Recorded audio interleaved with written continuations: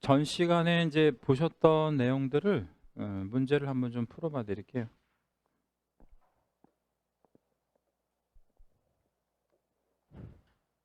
자, 1번 문제. 중개사무소 개설 등록에 관한 설명으로 틀린 것은 1번 법인 또는 공인중개사만 등록을 신청할 수 있다라고 했는데 옆에 오른쪽 보조단을 좀 잠깐 볼게요. 소속 공인중개사는 등록을 신청할 수 없다 이렇게 돼 있죠. 아까 얘기한 대로 소속 공인중개사는 등록을 신청하면 안 돼요. 소속 공인중개사는 이미 뭐가 있기 때문에요. 소속이 있기 때문에 또다시 등록을 신청해서는 안 되고 이렇게 하게 되면 이걸 이제 이중 소속이다라고 표현을 해서 이제 처벌을 받을 수 있어요. 그러니까 정리하면 법인 또는 공인중개사만 등록을 신청할 수 있는 게 맞고 법인 또는 공인중개사만이 등록을 신청할 수 있다라는 표현은 맞아요. 그러면 여기 안에 지금 누가 안 들어가냐면 소공이 안 들어갔잖아요. 소공은 등록을 신청할 수 없는 거예요. 이해되셨죠 이거? 네.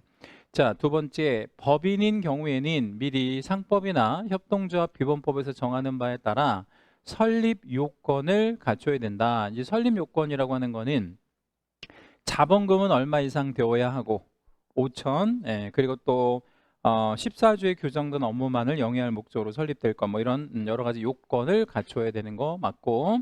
3. 사무소 개설 등록 신청 시 반드시 개별적으로 신청을 하라라는 얘기는 뭔 얘기냐면 이 중개업 등록은 소위 말하면 일신 전속성이라는 게 있어요. 일신 전속성이라고 하는 거는 그 사람 혹은 그 주체에게만 있어야 된다. 그래서 해당하는 법인, 해당하는 사람한테만 있어야 되기 때문에 꼭 개별적으로 해야 돼. 두 사람이 하나로 하게 해주세요. 안 된다는 거예요. 그래서 개별적으로 해야 되고. 4번 공인중개사법에 의하여 휴업기간 중에 있는 개공은 그 기간 중에 중개업을 폐업하고. 자, 개공이 폐업을 하게 되면 이제 뭐가 아닌 거가 되는 거죠. 개공이 아닌 거가 되는 거죠. 또다시 신규로 등록을 신청할 수 있겠다 아니면 없겠다. 있겠다. 그래서 없다 아니고 있다. 폐업하고 새로운 개공이 되려고 하는 거니까 아무 상관없겠죠. 5번 사무소 개설 등록 신청은 사무소를 아까 두고자 하는 지역 혹은 두려는 지역을 관할하는 시, 군, 구. 여기서 시, 군, 구에서 시는 뭐가 없는 시여야 해요. 구가 없는 시. 그리고 여기 특별자치도의 행정시라고 되어 있는데 특별자치도의 행정시 하나만 예를 들어 드리면 제주도에 보면 제주시라고 하는 시 있잖아요. 그죠? 이 제주시는 지방자치단체의 시는 아닌데 행정시예요. 근데 여기 얘도 시장은 맞아요. 근데 이 시장은 어떻게 시장이 되는 거냐면 예를 들자면 우리 서울특별시장은 어떻게 시장이 되는 거죠? 선거를 통해서. 근데 이 시장은 선거를 통하는 게 아니에요. 그럼 어떻게 시장돼요?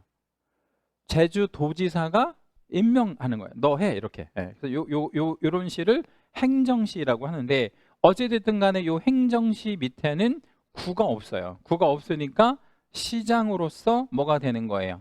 등록관청이 되는 거다. 그러니까 아무튼 구가 없는 시장은 다 등록관청이 되고 모든 군수는 다 등록관청이 되고 그리고 마지막으로 구청장도 등록관청이 되는 거죠. 5번은 설명을 잘 했고. 자, 2번 사무소 개설 등록에 관한 설명으로 옳은 것은 이라고 물었는데 1번 한명회사가 우리 이제 상법상 회사가 5개가 있는데요. 뭐 주식회사 여기 나와 있는 대로 한명, 합자 뭐 여러 가지가 있어요. 근데 그 회사의 종류는 몰라도 괜찮아요. 그냥 회사가 이렇게만 생각하시면 돼요. 회사의 종류까지 기억할 필요 없고 회사가 등록을 하려면 사원 전원이 여기서 사원은 이제 임원 또는 사원을 말하죠. 전원이 실무 교육을 받아야 된다. OX. O. 그죠? 전원 다 교육받아야 된다 그랬잖아요. 그러면 얘는 언제 받아야 돼? 업무 개시 전에 받아야 돼요? 아니면 등록을 하기 전에 받아야 돼? 하기 전에. 여기 보면 등록을 하려면이라는 표현을 쓰고 있죠. 이게 사전 교육이니까 업무 개시 전에 받는 게 아니라 등록하기 전에 이 교육을 꼭 받아야 돼. 그것도 어떻게 받아야 된다고 돼 있어요? 전원 다. 이 자격이 있든 없든. 1번이 맞는 표현이고, 이 자본금이 1,000만 원이다. 자본금 1,000만 원이다. 이러면 안 돼. 자본금은 얼마 이상? 5천 이상 되어야 하고요. 협동조합은 등록을 할 수 있다. 뭐 뒤에는 좋은데 돈 때문에 안 되죠. 3. 한 명 회사가, 즉 회사가 등록을 하려면 대표는 반드시 뭐여야 하고요. 여기까지 맞아. 대표는 반드시 공인중개사여야 하고, 대표 포함 아니면 대표 제외. 대표 제외. 포함 아니고 제외. 요 함정 걸린다 그랬죠. 임원 또는 사원의 3분의 1 이상이 공인중개사여야 한다. 다 좋죠? 근데 이게 이제 포함이냐 제외냐 이런 표현이 잘못된 거고. 4번 법인 아닌 이랬단 말이에요. 네, 그럼 법인 아니다. 그러면 얘는 등록을 할 수가 없어. 사람이나 법인이어야 하니까. 여기서 말하는 사단은 비법인 사단. 그러니까 뭐 법인 아닌 사단을 얘기하는 거예요. 뭐 대표적으로 하나만 좀 예를 들어드리면 뭐 이런 거 한번 예를 들어볼게요. 종교단체. 종교단체는 법인이에요? 법인은 아니에요?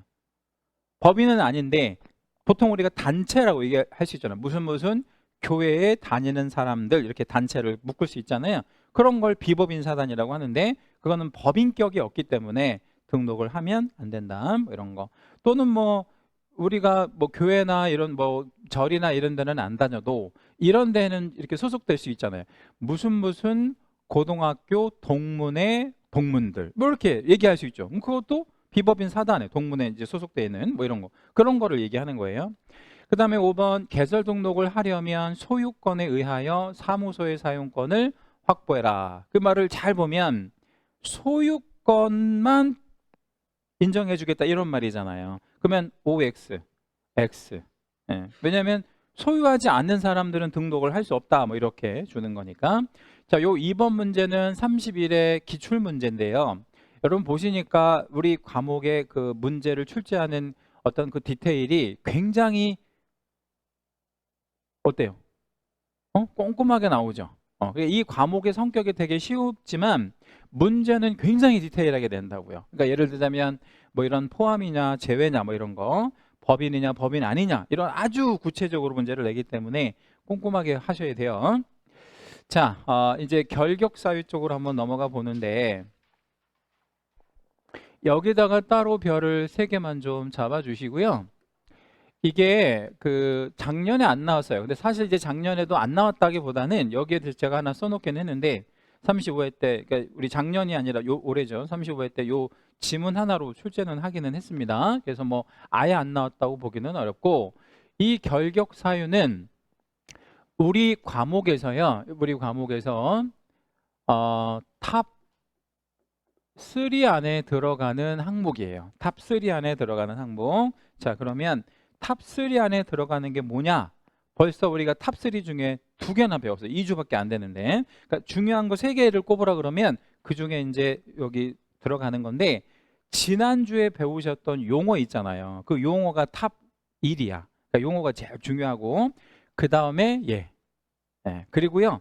뭐 한 2주 정도 있다가 뭘 또 보실 거냐면 금지행위라는 게 있어요. 여기 금지행위 아마 이 책에 여기 좀 가져본 책에 아마 있을 텐데 금지행위가 어디에 있냐면 그 책으로 보면 110페이지라고 되어 있는 거 있잖아요. 110페이지. 110페이지 잠깐만 가보세요. 110페이지 8절에 보면 금지행위라고 되어 있죠. 요거가 이제 우리 탑3 안에 들어가요. 그러니까 우리 과목은 3가지가 특별히 중요한데 그 3가지가 용어 그리고 지금 보려고 하는 결격사유 그리고 무슨 행위, 금지행위 이렇게 3개가 특별히 중요하다 이렇게 생각해 주시면 되고요. 자, 이 결격사유라고 하는 게 뭐냐면 흠 같은 거예요. 그러니까 스크래치가 있다는 거예요. 사람한테. 자, 예를 하나만 들어볼게요. 공무원 임용에 결격사유가 있대. 자, 그러면 그 사람은 성적이 아무리 뛰어나도 그렇죠? 뭐가 될 수 없는 사람이에요. 공무원이 될 수 없다. 이거를 결격사유라고 얘기를 하거든요. 그러면 이 결격사유 앞에 뭐라고 지금 붙였죠? 등록에. 그럼 이 말은 달리 말하면 뭐가 될 수 없는 사람들, 개공이 될 수 없는 사람들, 그리고 맨 뒤에 등자가 붙었잖아요. 이 등자는 뭐를 의미하는 거냐면 고용인을 얘기하는 거예요. 고용인. 그러니까 결격에 하나라도 걸리면 등록도 안 돼, 뭐도 안 돼. 고용인도 될 수 없어요. 그래서 중개사법에 아예 종사를 못하는 거. 그런 사람들을 결격사유자라고 얘기를 하고 흠이 있다고 생각하시면 돼. 뭐 어떤 아주 뭐 대단한 흠도 있지만 뭐 그렇지 않고 어떤 이제 좀 뭐 어떤 사정에 의해서 개공이 될 수 없는 뭐 이런 경우도 생길 수 있다라는 거. 해서 결격의 의의는 개공 등이 될 수 없는 사유를 말한다. 그럼 이 사람들은요 시험에 이제 출제를 할 때 이런 식으로 돼요. 여기 이제 우리 요번에 나왔던 지문을 좀 잠깐만 소개하면 35회 때 뭐 나왔냐면 이게 지문 하나로 나왔는데 금고 이상의 형의 집행유예를 받고 그 유예 기간 중에 있는 자는 중개사무소에 등록을 할 수 없다. 이게 이제 결격 5번에 들어가는데 이 유예 기간, 집행유예 기간 동안에는 등록을 할 수 없어요. 그러니까 할 수 있다 없냐 뭐 이걸 이제 물어보거든요. 그러니까 아무튼 이 결격 사유는 결격 사유인지 아닌지를 이와 같은 지문으로 물어보잖아요. 그러니까 내가 이거를 읽고 판단하시면 돼요. 이 사람이 결격인지 아닌지. 그리고 얘가 언제 결격에서 벗어나는지. 요거를 이제 우리가 이해하고 계시면 돼요. 그러니까 공부를 어떻게 하셔야 되냐면 결격 사유가 12개가 있거든요. 12개 중에서 5개 이상을 쓰시오. 만약에 이렇게 내면 쓰라고 내면 어떻게 해야 되겠어요? 우리가 공부를 외워야지. 왜냐면 5개 이상 쓰라고 하면 외워야 되잖아요. 근데 그렇게 안 낸다니까요. 그렇게 안 내고 여기 보이는 것처럼 앞에다가 줘요. 어떤 사람이 있는데 이 사람이 결격이냐 아니냐 이게 등록을 할 수 있냐 없냐 이렇게 물어보니까 내가 읽어보고 판단할 수 있으면 되는 거예요. 뭔 말인지 이해가 되셨죠? 그래서 이걸 암기할 필요는 절대 없다.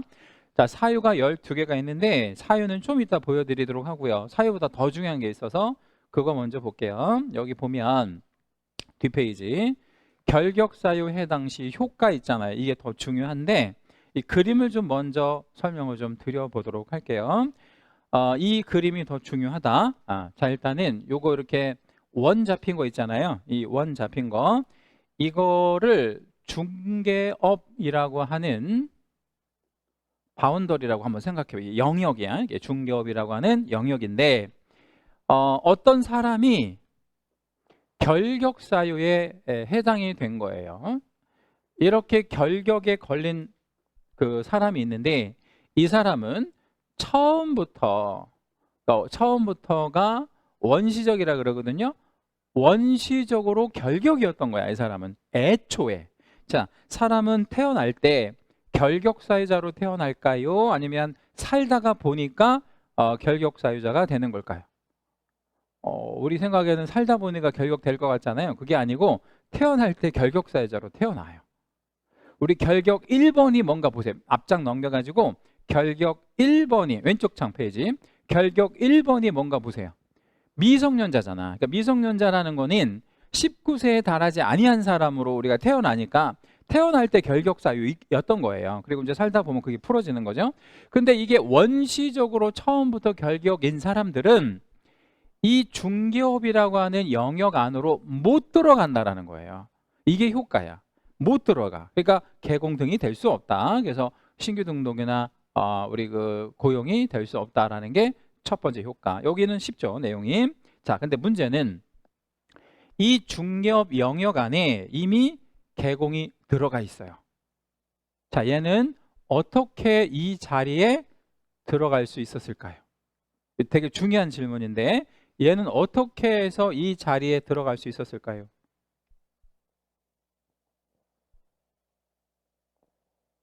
답변을 좀 해주시면 좋을 것 같은데.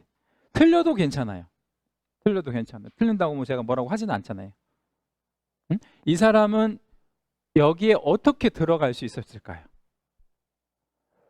힌트를 드리면 애초에 결격인 사람들은 못 들어간다 그랬잖아요.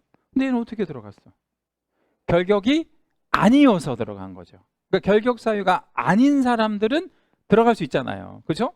그래서 들어간 거예요. 그런데 얘가 개공으로 근무를 하다가 결격에 걸린 거예요. 그럼 얘는 원시적으로 아니면 후발적 결격에 해당이 된 거야. 그러면 어떻게 해야 되겠나 생각해 봐요. 얘가 지금 들어가 있는데 결격에 걸려버렸잖아요. 그럼 얘 어떻게 해야 돼? 내보내야지. 근데 내보내는데 자기 스스로 나 나가야 되겠구나 이게 아니라 개공이라고 하는 지위를 준 것이 등록관청이니까 등록관청에서 얘를 끄집어내는 거예요. 근데 그 끄집어내는 게 뭐래요? 등록 취소. 얘를 끄집어내는 거야. 등록관청. 여기다 여러분 채색을 좀 붙여주시는데요. 여기다가 제가 별을 몇 개 하는지 보세요. 놀라지 마세요. 별 몇 개 하는지. 제가 이제 별을 수업하는 동안에 1개에서부터 5개까지 하는데 유일무이하게, 그러니까 얘만 별을 5개 해요. 이제 강의할 때 보면 아실 건데 얘만 유일하게 별을 5개 한다고. 나머지는 별을 1개에서부터 4개까지 하지만 얘만 5개 하는 거예요. 그러면 얘가 유일하게 별 5개면 우리 과목에서 얘가 뭐 하는 거예요? 제일 중요하다. 제일 중요하다. 탑 1이에요, 얘가. 자, 그래서 얘를 랩으로 한번 만들어서 한번 머릿속에 좀 저장을 한번 해볼게요. 먼저 가사 먼저 말씀드릴게요. 개공이가 결격이야 등록 취소. 자, 다시 한번 개공이가 결격이야 등록 취소. 자, 가사는 충분히 전달됐죠? 같이 한번 해볼게요. 시작. 개공이가 결격이야 등록 취소. 한 번만 더. 개공이가 결격이야 등록 취소. 이게 제일 중요한 공식이에요. 그러니까 개공이 결격이 후발적으로 걸리면 등록이 뭐 된다? 취소된다. 아웃된다. 이렇게 정리하시면 돼요. 자, 이제 두 번째는 고용인들이 좀 이렇게 두 일이 있잖아요. 근데 왜 이걸 제가 2개로 나눠 놨냐면 고용인 안에서는 직급이 높을 수도 있고 직급이 낮을 수도 있고 그래요. 높고 낮고. 그런데 얘네가 후발적으로 결격에 걸릴 수 있어요, 없어요? 얘네도 있죠. 그럼 얘네도 빼내야 되잖아. 근데 얘네를 등록관청에서 못 빼내요. 왜 못 빼내냐면 얘네는 등록관청이 고용한 게 아니기 때문에. 그러면 얘네는 누가 고용했어요? 개공이. 개공이 얘네를 고용한 거잖아요. 그죠? 그러니까 누가 빼내야 되겠어요? 얘네를 만약에 빼낸다면요. 개공이 빼내야지. 얘네를 개공이 고용을 한 거니까 빼내더라도 개공이 빼내야 돼. 그래서 등록관청은 개공한테 압력을 가해요. 뭐라고 압력하냐면 야, 너가 고용한 사원 또는 임원 중에 결격인 사람 하나 있더라. 뭐 해라? 내보내라. 그걸 뭐라고 하냐면 해소해라. 해소한다는 건 해고한다라는 의미예요. 그리고 내가 딱 얼마만 기다려 줄게. 2달만. 2개월 내에 해소해야 되고 여긴 별 하나 있어요. 만약에 이거 못 하잖아요. 법인의 등록이 취소됩니다. 이걸 절대적 취소라고 해요. 그러니까 여기서의 등록 취소도 절취예요. 절대적 취소, 상대적 취소 아니라 절대적 취소. 자, 그러면 고용인 중에서 사원 또는 임원이 결격에 걸리면 몇 달 안에 반드시 등록을 반드시 해소해야 돼. 2달 안에. 못하면 법인의 등록 취소. 그러니까 법인 입장에서 법인이 안 다치려면 사원 또는 임원을 꼭 2달 안에 내보내야 돼.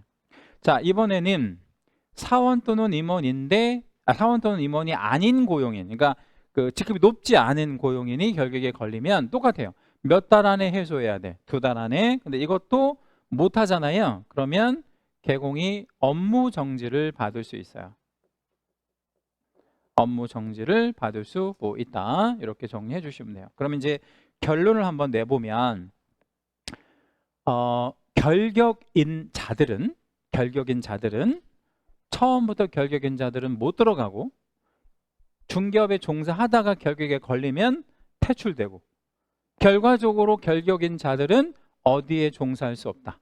중개업에 종사할 수 없다. 이게 결론이 되는 거죠. 그러니까 지금 여기 그림상으로 말씀드린 내용들을 표로 구분하면 이렇게 나와요.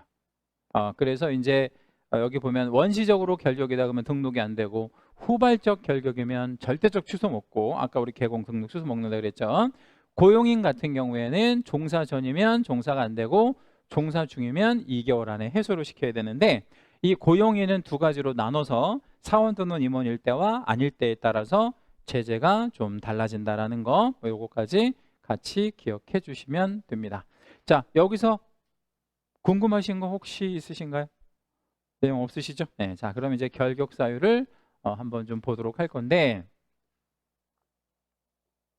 오늘 진도 나가는 부분에서는 제일 중요합니다. 결격 사유.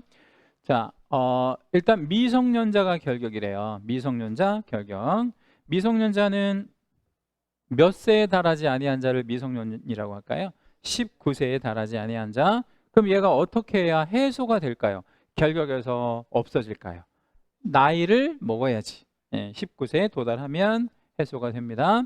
가끔 시험에 뭐를 좀 물어보냐면요. 미성년자가 혼인했다고 그래요. 혼인, 미성년자 혼인하죠. 그러면 의제성년이라고 하는 표현을 쓰거든요. 그러니까 의제성년이라고 할 때의 의제는 간주의 의미예요. 본다 이런 얘기예요. 그럼 얘가 미성년자가 혼인을 하면 얘는 뭐로 본다? 성년으로 본다 이 얘기거든요. 근데 이 의제성년자라는 개념은 민법상의 개념이에요. 민법상. 그러면 민법에서는 혼인한 미성년자는 뭘로 보는데? 성년으로 보는데 중개사법에서는 여전히 미성년으로 본다는 거예요. 그러면 미성년자가 혼인해도 결격에서 해소되지 않는다. 그럼 미성년자가 결격에서 해소되려면 방법은 하나밖에 없어요. 뭐 해야 돼요? 나이 먹어야 돼. 나이 먹는 방법이 유일한 방법이다. 다른 거 갖고는 안 된다. 이렇게 정리하시면 됩니다. 자, 그러면 미성년자는 시험 볼 수 있어 없어요? 지난주 배우셨는데 볼 수 있어요. 시험은 볼 수 있는데 개공은 될 수 없는 거예요. 네, 그렇게 생각하시고, 그 다음에 피성년 후견인, 피안정 후견인 이 사람들은요, 본인의 심신의 능력이 완전히 상실됐으면 피성년 후견인이라고 하고, 심신의 능력이 조금 박약해, 부족해. 그리고 어떤 때는 괜찮은데 좀 어떤 때는 좀 안 좋아지고, 그러니까 치매기가 좀 있다든가 이런 사람들은 피안정 후견인 뭐 이렇게 얘기를 하는데요. 이 사람들을 괴롭히려고 그러는 게 아니라 이 사람들이 돈이 많이 있을 수 있잖아요. 그럼 이 사람들을 뭐 하려고 하는 제도일까요? 보호하려고 하는 제도예요. 그래서 이 사람들의 소위 말하면 이제 취소권을 가져요. 어떤 의사 표시의 취소권을 가진다고. 이게 무슨 얘기냐면 내가 뭔가 말을 뱉어놓고 나한테 불리하죠? 그럼 취소시켜 버릴 수 있다는 말이에요. 그럼 이 사람들은 웬만하면 뭐를 안 하는 게 좋아.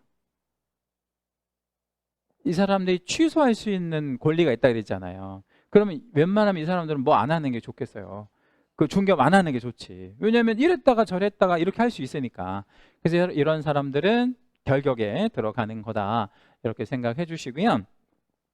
여기 그 피성년 후견인과 피안정 후견인은 옛날에는 이게 개정된 용어인데 한 6, 7년 정도 된 것 같아요. 민법 개정이 되기 전에는 얘를 금치산자라고 얘기했었고 얘를 한정치산자 이렇게 이제 불렀는데 금치산자라는 어감이 되게 좀 그 뭐라 그럴까요? 좀 안 좋잖아. 금치산자. 그죠? 예, 좀 긍정적이지 않잖아요.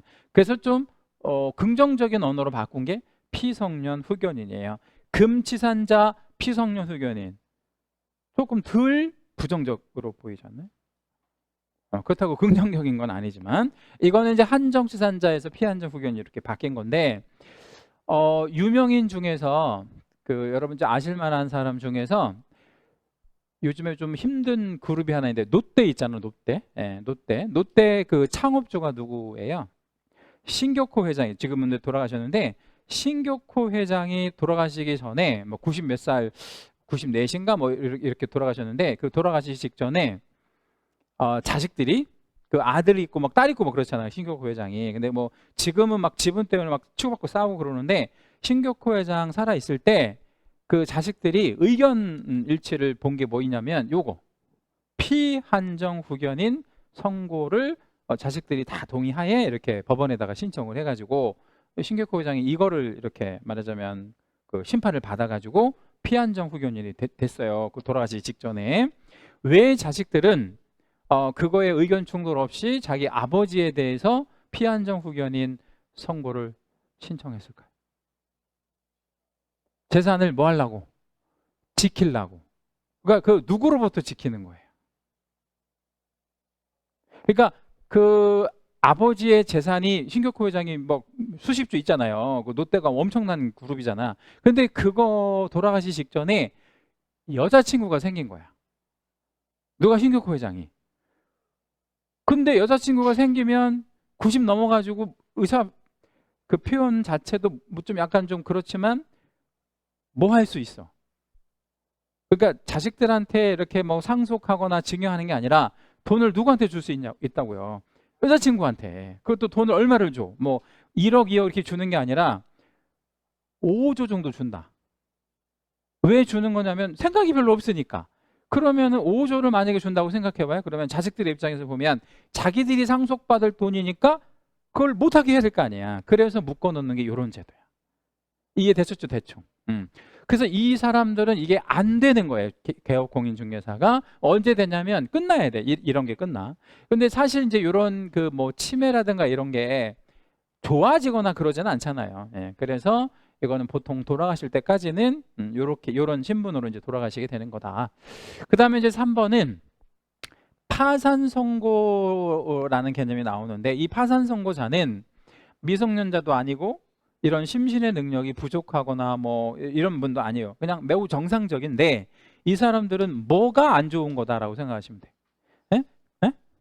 재정 상태. 예, 그러니까 자기가 이제 버는 돈에 비해서 뭐 부채가 막 많아가지고 이자만 계속 늘어나는. 그래서 인간다운 삶을 살 수 없을 때 파산 선고를 그냥 해버리잖아요. 예, 그래서 이 파산 선고를 하면 여기 나와 있는 대로 뭐가 되어야 우리 그 결국 세수되는 거예요? 복권. 이 복권은 두 가지 종류가 있는데 복권 판결을 받는다든가 법정 복권 같은 것들이 있는데, 이 법정 복권 밑에다가 하나 좀 적어 놓을게요. 법정 복권은 법률의 규정에서 복권되는 경우를 말하는데 얘가 여러 가지가 있는데요. 하나만 적을게요. 10년이 지나면 복권됩니다. 법률의 규정에 의해서. 그래서 파산 선고자는 소위 그 기본권에 좀 제한을 받아요. 예를 들자면 직업 선택의 자유를 좀 제한받는다든가. 왜냐하면 파산 선고자는 개공이 되거나 공무원이 되거나 이런 게 될 수 없거든요. 그러니까 직업 선택의 자유. 그 다음에 파산 선고를 받잖아요. 그러면 만약에 서울지방 뭐 법원에서 서울 뭐 북부지방법원에서 파산 선고를 받았다.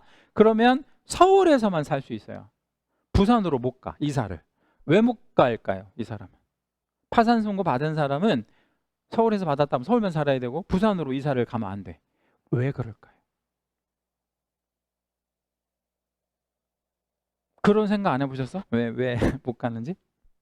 그러니까 이 사람이 여기 서울에서 돈을 많이 빌려 쓰고 못 갚겠다 이런 거잖아요. 그러면 부산으로 딱 다시 간 거야. 그럼 가가지고 또 뭐 하겠어?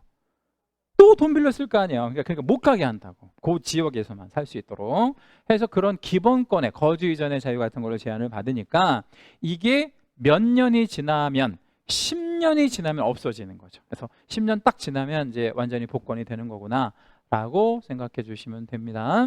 자, 다시 한번 말씀드릴게요. 미성년자 언제 풀린다고 했어요? 나이 먹어야 되고, 피성년 후견인, 피한정 후견인은 언제 풀려요? 종료 심판 받으면 되고, 파산 선고자는 언제 풀려요?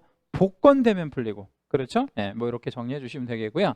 자, 이제 4번 결격으로 넘어가는데, 이 4번 결격에다 우리 따로 별 하나만 해주시고, 결격 사유는 4번, 8번, 11번이 특별히 중요합니다. 4, 8, 11번이 특별히 중요한데, 자, 4번 결격이 앞에 이런 말 붙었어요. 금고 이상이다 이런 말 써 있잖아요. 금고 이상. 뭐 금고 이상의 실형이 뭐가 있냐면 우리 형법상에 형은 9개가 있거든요. 9개. 네, 근데 9개 중에 가장 센 게 사형이에요. 사형 다음에 징역, 그다음에 징역 다음에가 금고예요. 여기서 한번 적어드리면 형법상 형에서 가장 무거운 게 뭐라고요? 사형. 그 다음에가 뭐예요? 징역. 그 다음에 뭐예요? 금고. 이렇게 되거든요. 근데 여기 뭐라고 했냐면 금고 이상이라고 했으니까 금고 포함 아니면 금고 제외. 금고 포함해서 얘를 포함해 가지고 요렇게가 이상에 들어가는 거죠. 그죠? 그러니까 그러면 금고 이상이면 징역과 금고만 썼잖아요. 그럼 제가 뭐를 뺐냐면 사형은 일부러 뺀 거예요. 왜 사형을 뺐냐면 여기다가 사형을 넣으면 사실 의미가 없어요. 사형을 받고 집행이 종료되면 어떻게 된 거예요? 네? 사형을 받고 집행이 종료되면 어떻게 된 거예요? 그냥 뒤진 거지 뭐. 그러면 뒤졌는데 뭐 결격이냐 아니냐를 따질 필요가 없으니까 뺀 거라고요.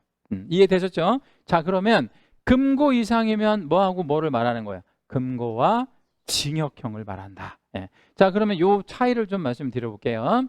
둘 다 신체형이에요. 그러니까 신체의 자유를 제한을 하는데, 물론 이제 그 사형은 아예 목숨을 아예 딱 끊어버리는 거고 다 신체형인데, 이런 것들이 금고와 징역의 차이는 뭐냐면, 징역에서 이 역자가 힘역자예요. 그러면 교도소에 가서 뭐 하는 거?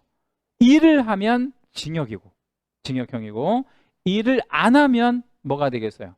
금고가 되는 거죠. 그럼 여러분은 징역이 날 것 같아요? 금고가 날 것 같아요? 아, 징역이 날 것 같아요?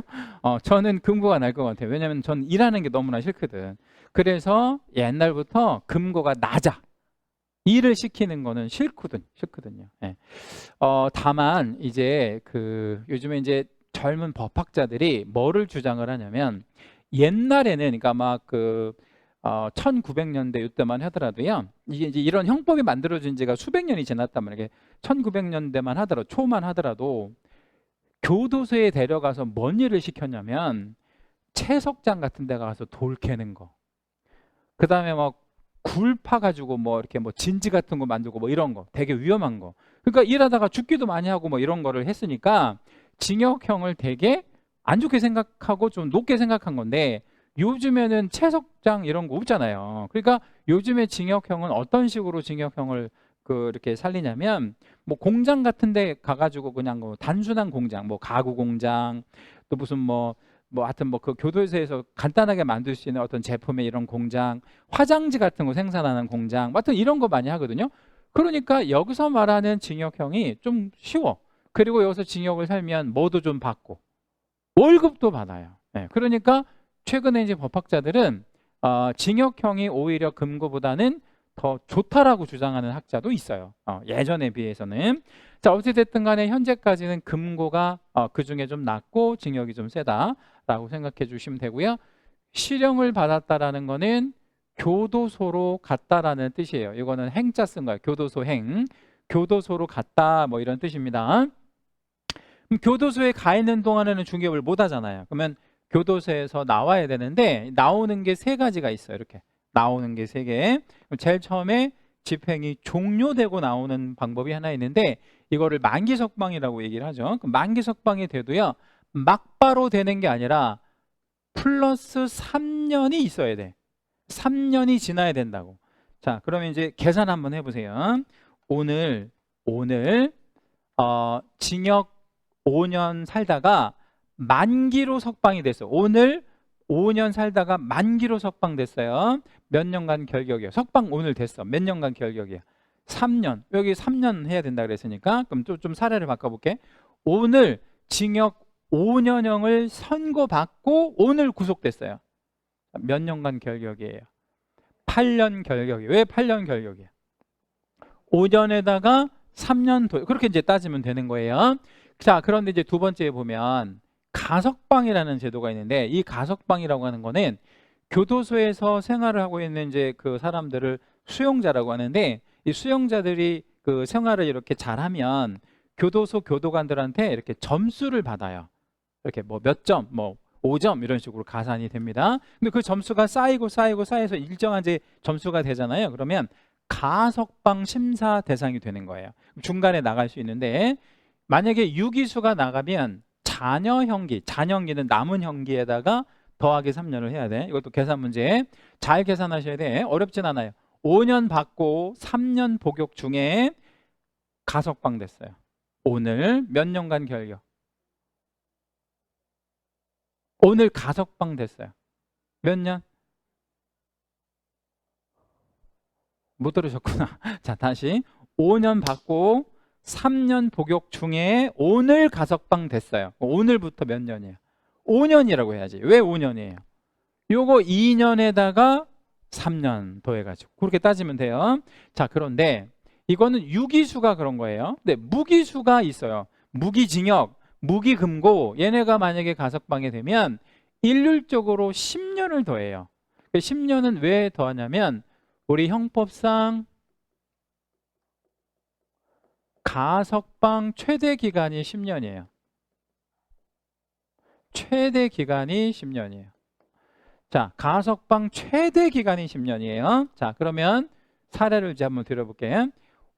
무기수가 오늘 가석방 됐어요. 무기수가 오늘 가석방 몇 년간 결격이에요? 13년이라고 하셔야 돼요. 13년 어떻게 나왔어요? 이거랑 이거랑. 자, 이제 조금 어려운 질문을 하나 드릴게요. 징역 50년을 선고받은 사람이 있는데 30년 복역을 했고 20년 남았지 지금. 오늘 가석방 됐어요. 몇 년이야? 23년이라고 하면 안 돼요. 왜 안 되냐면 13년이라고 해야 돼. 왜? 가석방 최대 기간이 10년이니까. 단축된다고. 23년 하면 안 되고 무조건 13년. 그러면 가석방은 무조건 최대로 길어봐야 13년이에요. 이해됐죠? 예, 그렇게 여러분 정리해 주시면 되겠고요. 자, 이제 만기석방이랑 가석방 배우셨고 면제를 한번 말씀드리는데 이 집행 면제라고 하는 거는 이제 총 5개가 있는데 요 위에 3개는 그냥 들어만 보시면 돼요. 먼저 법률의 변경에 의해서 면제되는 경우가 있는데 뭐 예를 하나 좀 들어봐 드리면 우리나라가 얼마 전에 간통죄를 폐지를 시켰어요. 한 10년 정도 됐던 것 같은데 10년 조금 넘었을라나? 간통죄가 있었어요. 옛날에. 간통죄가 있을 때 간통의 죄를 저지르면 구속을 시켰다고. 무조건 둘 다를. 남녀를 다 구속을 시켰어요. 그런데 어느 날 갑자기 간통죄가 형법에서 빠진 거예요. 그러면 지금 간통으로 살고 있는 사람들은 어떻게 했겠어요? 만기로 석방된 거예요? 아니면 가석방된 거예요? 아니면 집행면제된 거예요? 이건 집행면제예요. 만기 석방도 아니고 가석방도 아니고 집행면제가 된 거지. 그렇죠? 그러면 간통으로 살고 있다가 갑자기 나온 사람이 있어. 법률의 변경에 의해서 막바로 개공되겠어요? 아니면 3년 지나야 되겠어요? 3년 지나야 돼. 이 사람은 더하기 3년. 왜냐하면 이 사람이 죄를 저지른 건 사실이니까. 그래서 더하기 3년. 이런 식으로 이제 해야 됩니다. 그 다음에 형의 시효 완성이랑 공소시효 뭐 이런 말들이 있는데 이거는 그냥 개념 정도만 알고 계시면 될 것 같아요. 자, 여러분 개구리 소년 타살 사건 있잖아요. 개구리 소년 아시잖아? 근데 개구리 소년은 타살로 밝혀졌어요. 유골도 얼마 전에 찾았잖아. 한 4, 5년 전에. 근데 여기 두 개골에 다 뭔가 이렇게 날카로운 거에 찍힌 공통적인 뭐 어떤 흔적이 있어서 이제 타살로 밝혀지긴 했는데 범인 잡았어요? 못 잡았어요? 못 잡았죠. 근데 만약에 범인을 오늘 잡았다고 생각해 봐요. 그러면 이런 거 뭐 사형을 때리든 뭐 징역을 때리든 할 수 있다? 없다? 없어요. 그게 공소시효가 끝났기 때문에 그런 거죠. 하여튼 요 개념 정도만 알고 계시면 되겠고요. 외국에서 집행을 받았다라는 얘기는 뭐냐면 이런 개념이에요. 실제 무슨 일이 있었었냐면 우리나라 그 군대가 외국에 나가 있는 게 꽤 많아요. 뭐 우리 아프리카에도 나가 있고 또 중동 그 UAE 있잖아요. 거기도 나가 있고 우리가 외국에 파병을 좀 꽤 많이 보낸 상태인데 그렇다고 전투병이 나가 있는 건 아니고 이제 평화유지군 형태로 나가 있잖아요. 근데 그 UAE에 나가 있는 군인 중에 한 명이 군대 갔다 오신 남자분이 꽤 계실 텐데 원래 총 가지고 장난치면 안 되잖아요. 그래서 빈 총이라도 절대 장난치면 안 되거든. 그래서 군대에서 빈 총으로 장난치다가 거의 막 그거는 거의 구타가 허용이 될 정도로 되게 군기가 엄격하거든요. 근데 그 UAE에서 빈총 가지고 이렇게 격발을 한 거야. 그것도 우리나라 군인한테 이렇게 장난치듯이. 근데 누가 거기다 총알을 넣어놨는지 아니면 총알이 사격을 하다가 한 발이 남았는지는 알 수 없으나 총알이 한 발이 있었던 거야. 그래가지고 그 총알이 이제 나가가지고 우리나라 군인이 현장에서 즉사를 했어요. 근데 우리나라 군인이 이제 총을 쏴가지고 죽은 거야. 그래서 거기에서도 범죄지. 총기 가지고 장난하다가 이제 그 사람을 죽였으니까. 그래서 그 UAE 법률에 의해서 징역을 한 6개월을 살다가 우리나라로 송환을 이렇게 받았단 말이에요. 그러면 그 6개월 산 거를 어떻게 해야 되겠어요? 면제. 해주는 거를 바래요. 그래서 만약에 이걸 한 30년 살다가 왔으면 아예 빼주는 뭐 이런 제도가 있다든가. 아무튼 그래서 외국에서 살던 거를 이렇게 면제해주는 그런 제도가 있고요. 요거 세 개는 그냥 참고만 하시면 되겠고, 여기 집행 면제에서 중요한 거는 요거 두 개는 좀 중요해요. 요거 두 개 다 채색 하나씩 좀 잡아 보시겠습니다. 정확하게 개념을 잡고 계셔야 되는데, 특별 사면이라는 게 뭐냐면 잔형기 있잖아요. 남은 형기. 이거를 대통령이 면제해 주는 거를 특별 사면이라고 그래요. 줄여서 뭐라고 부르냐면 특사라고 부릅니다. 줄여서 특사. 그러면 특별 사면이 되면 막바로 결격해서 해소되는 게 아니고 몇 년 기다려야 돼요. 3년. 이렇게 3년 기다려야 됩니다. 그 다음에 일반 사면은 뭐냐면 형의 선고를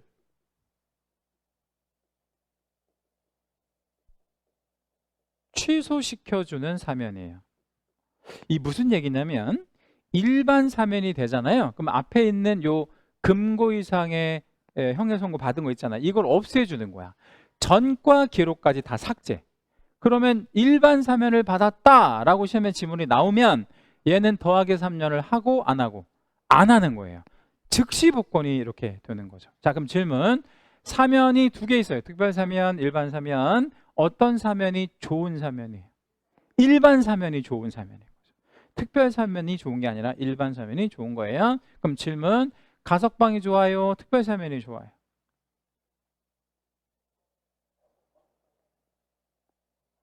응? 가석방, 특별 사면 어떤 게 좋아? 이게 더 좋은 거지. 왜냐면 얘는 뭐가 아예 없어지니까.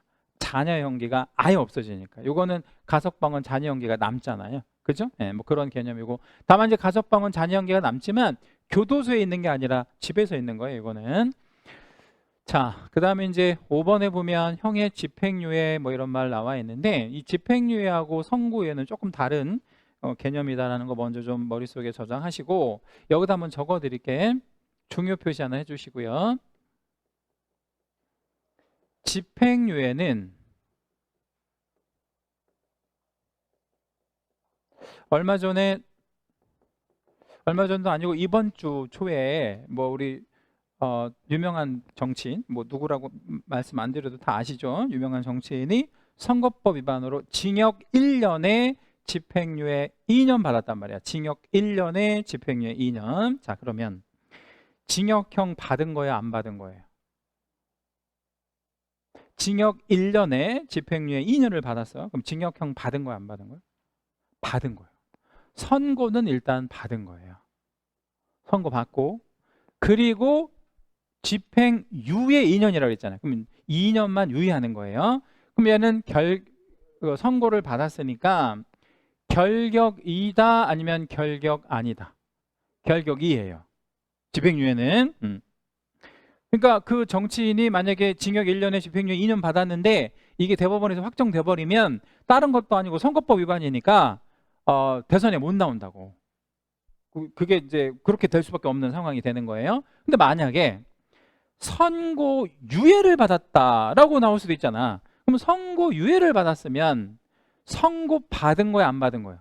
안 받은 거예요. 유예됐으니까. 그럼 선고유예는 선고를 안 받은 거라고요. 그럼 선고유예 떨어졌다 그러면 뭐 항소할 필요도 없는 거지 뭐 그냥 선고유예니까. 그러면 얘는 결론.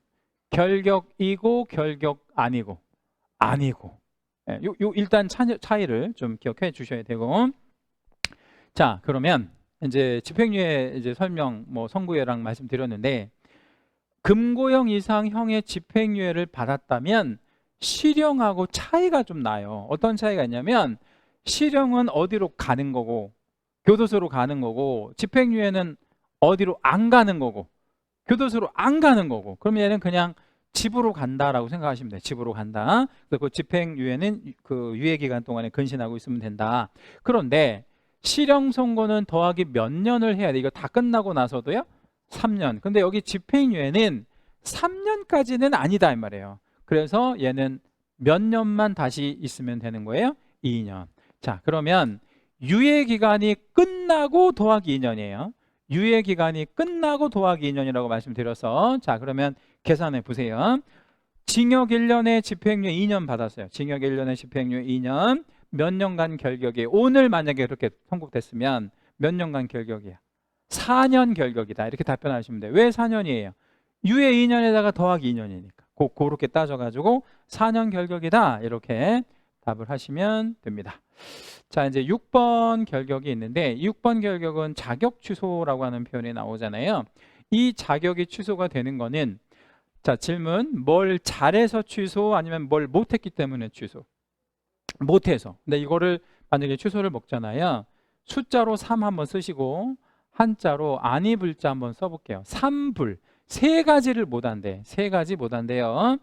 자, 지난주 배우셨는데 자격이 취소가 되면 3년 동안 뭘 못 봐요? 시험 못 보고, 그 다음에 지금 우리가 배우는 게 등록이니까 뭐도 안 되고 등록도 안 되고 또 하나는 고용도 안 되는 거예요. 이 세 가지 모두 못해.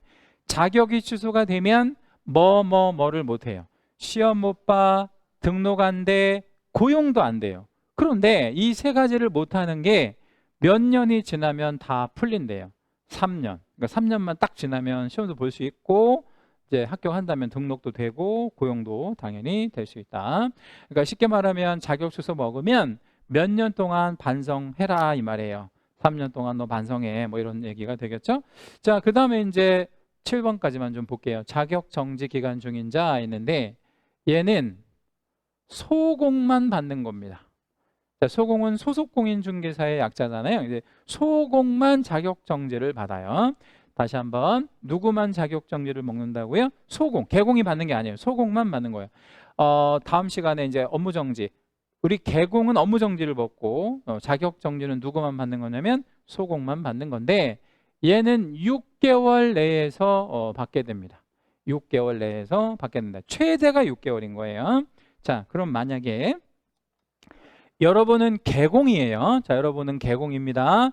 제가 여러분 사무실에 소공인데 제가 3개월 자격정지를 먹었어. 제가 3개월 자격정지를 먹었어 오늘. 그럼 여러분은 어떻게 반응하셔야 돼?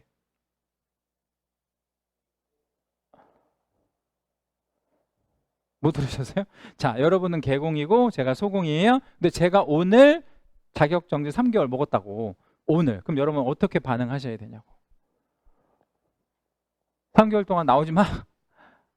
아니, 나오지 마라가 아니고 그렇게 반응하시면 안 돼. 해고시켜야 돼. 왜냐하면 이 자격정지 자체가 결격사유니까. 근데 내일부터 당장 나오지 마 이렇게까지는 안 해도 돼. 아까 우리 배우셨잖아. 얼마? 2개월 안에 이렇게 해고시키면 되는 거예요. 그 시간을 좀 주는 거죠. 다만 2개월 동안 업무하다가 이건 안 돼. 업무를 하면 안 돼. 왜냐면 정지 먹었으니까. 그래서 당장 해고는 안 시키더라도 궁극적으로는 해고를 시켜야 돼. 그래서 3개월이 딱 지나면 다시 출근해라. 이렇게 할 수 있다라는 거예요. 자, 여기까지 일단 보시고요. 8번이